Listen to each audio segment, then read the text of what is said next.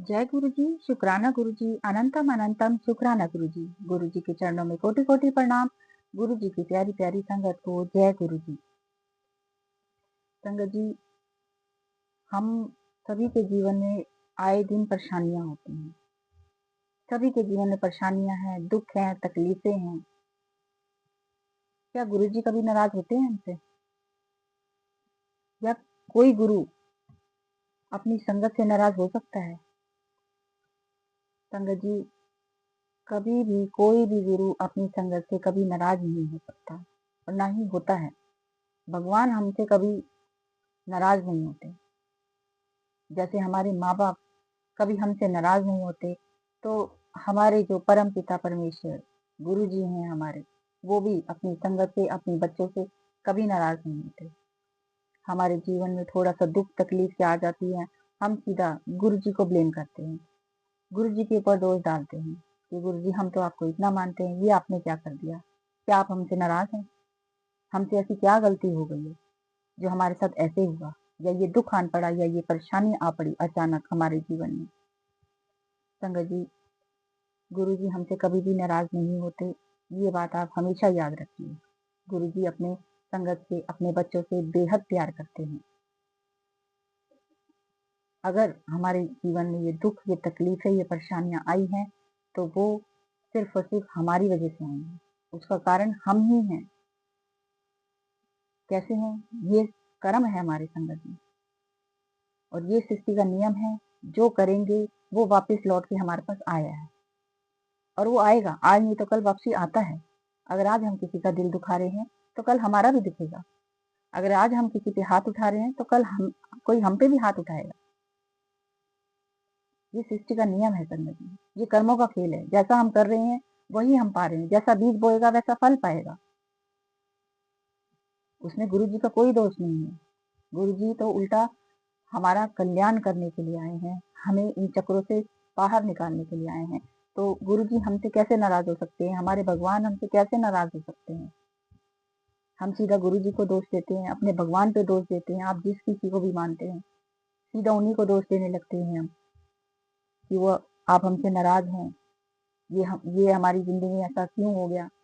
नहीं समझिए, ये हमारे कर्मों का खेल है। हम जैसा करते हैं वैसा फल पाते चले जाते हैं जिंदगी में। अगर हम अच्छा और सादा जीवन व्यतीत करते हैं, तो हमारे साथ वही होगा हमेशा। यदि हम दूसरों को तकलीफ देंगे, परेशान करेंगे छोटी छोटी बातों पे, तो संगत जी हमारे साथ भी वैसा ही होना है। इस बात को थोड़ा सा समझिए, गहराई से समझिए संगत जी, कि हमारे गुरु हमसे कभी भी नाराज नहीं होते।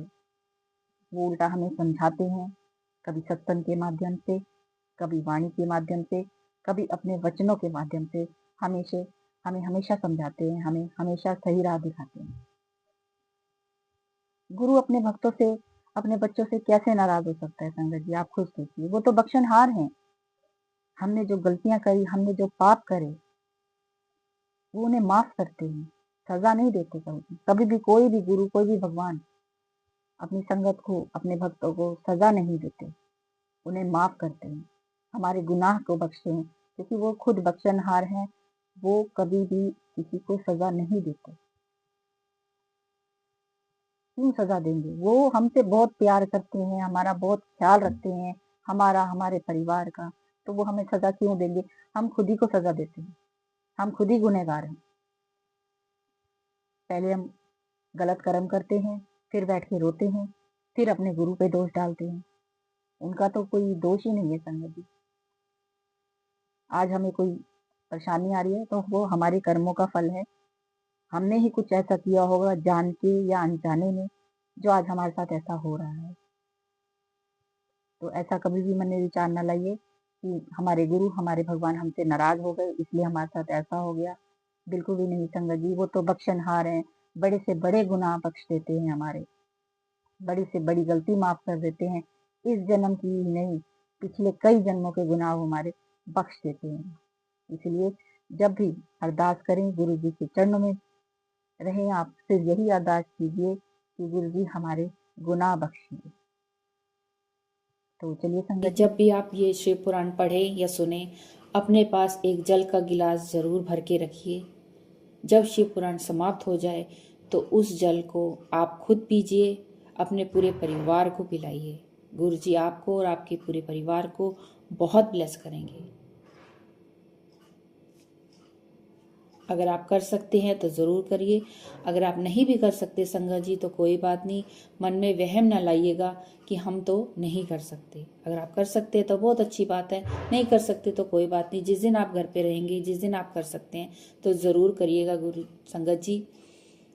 हर रोज़ करेंगे तो और भी अच्छी बात है। गुरु जी की ब्लेसिंग्स आपको मिलती रहेंगी और गुरु जी आपका कल्याण करते रहेंगे, आपको और आपके फैमिली को यूं ही ब्लेस करते रहेंगे। संगत जी,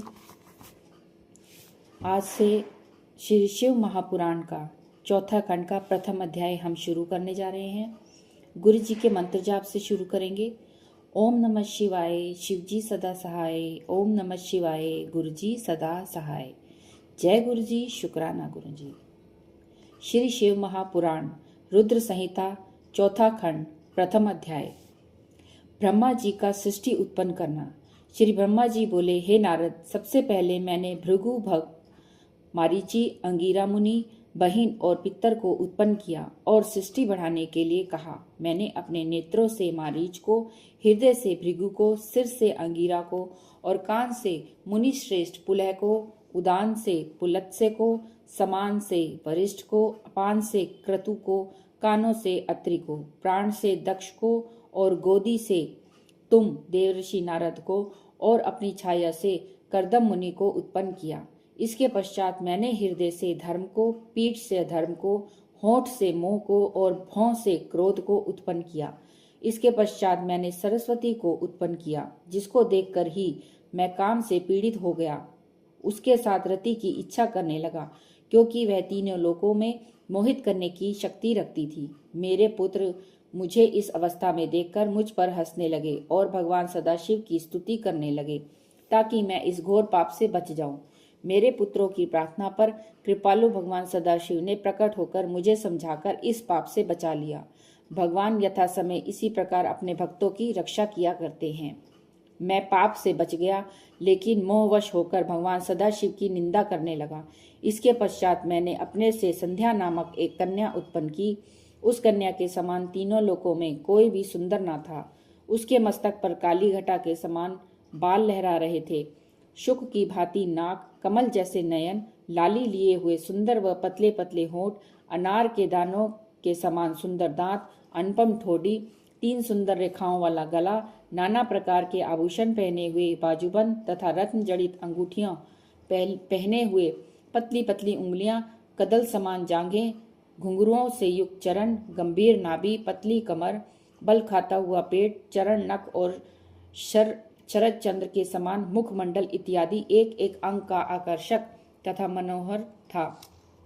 ऐसी गजगामिनी को देखकर मैं अपने आप को संभाल न सका और मोहित हो गया और काम से पीड़ित होकर मैं उसकी ओर चला। तब दक्ष आदि मेरे पुत्रों ने मुझे रोका, लेकिन वह स्वयं भी उसकी ओर आकृष्ट होने लगे। मैं बुद्धिहीन उसकी रूपरेखा पर मोहित होकर अनेकों प्रकार के विचार अपने मन में लेकर धीरे धीरे उसकी ओर बढ़ने लगा।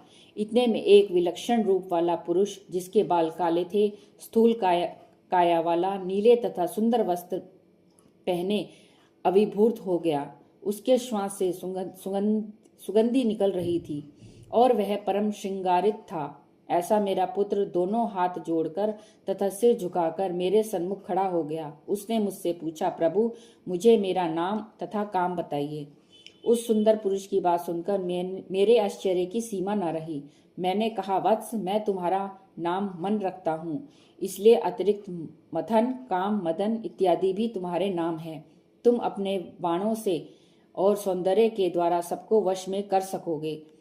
तुमसे इस लोक में आश्चर्य, सदैव सुख का लक्ष्य और नित्य की प्राणियों में मद उत्पन्न हुआ करेगा और तुम इसी प्रकार की सृष्टि के अवतर्क बनो। इसी प्रकार का वर देकर मैंने उसका सम्मान बढ़ाया और अहंकार में भरकर अपने सिंहासन पर बैठ गया और अपने सभी पुत्रों से कहा, देखो, कामदेव का पद सबसे ऊंचा है। वह मेरी बात सुनकर काम ने धनुष पर वह बाण चलाया कि उससे सभी की बुद्धि नष्ट हो गई। धनुष को कान तक खींचकर वह विचार करने लगा कि पितामह के वरदान की परीक्षा करनी चाहिए। इस प्रकार सोचकर उसने मोह नाम का बाण मुझ पर छोड़ दिया। साथ ही साथ उसने हर्षण, रोचन, मोहन, शोषण और बाण, इन 5 बाणों को मुनियों पर छोड़ दिया। संध्या पर इन बाणों का कोई प्रभाव नहीं पड़ा। यह देखकर कामदेव ने उस पर भी अपनी एक बाण छोड़ा, जिससे संध्या में भी विकार आ गया और वह भी काम के वश में हो गई। उसके शरीर में रोमांच होने लगा, जमाइयां आने लगी और 64 कलाओं का प्रयोग करके वह अपने अंगों को संचालित करने लगी। हमारे मन में भी विकार उत्पन्न हो गया। मरीचि, अत्रि और दक्षादि सब महर्षि इंद्रियों के विकार को उत्पन्न हो गए। हम सबको काम पीड़ित देखकर कामदेव को अपने कर्म तथा बाणों में विश्वास हो गया। संगत जी, यहाँ चौथे खंड का प्रथम अध्याय समाप्त होता है। दूसरा अध्याय हम कल श्रवण करेंगे। संगत जी, आगे बढ़ने से पहले अगर आप हमारे चैनल पर नए हैं तो हमारे चैनल को सब्सक्राइब जरूर करिएगा। संगत जी, सब्सक्राइब करने का संगत जी आपका कोई भी पैसा नहीं लगता। लाइक और कमेंट जरूर करिएगा। कमेंट में जय गुरु जी, शुक्राना गुरु जी की हाजिरी जरूर लगाइएगा संगत जी, क्योंकि गुरु जी आपको देखते भी हैं और आपके कमेंट्स भी पढ़ते हैं, इसलिए शुक्राना की हाजिरी जरूर लगाइएगा संगत जी। और शेयर तो आपने करना ही है संगत जी, क्योंकि शेयर करने का आपका कोई भी पैसा नहीं लगता संगत जी। जब आप गुरु जी के सत्संग आगे दूसरी सत्संग तक संगत तक पहुंचाते हैं संगत जी, तो गुरु जी उनका बहुत कल्याण करते हैं।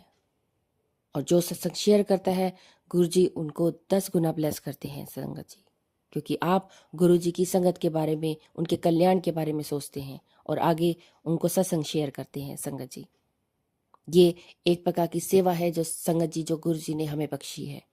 तो इस सेवा का हिस्सा जरूर बनिए संगत जी, और आगे संगत को जोड़ने में और गुरु जी के साथ कनेक्शन उनका बनाने में दूसरी संगत की हेल्प जरूर करिए और ये सत्संग उन तक जरूर पहुंचाइए संगत जी, ताकि गुरु जी उन संगत का भी कल्याण कर सके और आपका और आपके परिवार का भी कल्याण कर सके। और गुरु जी आपको 10 गुना ब्लेस करेंगे संगत जी।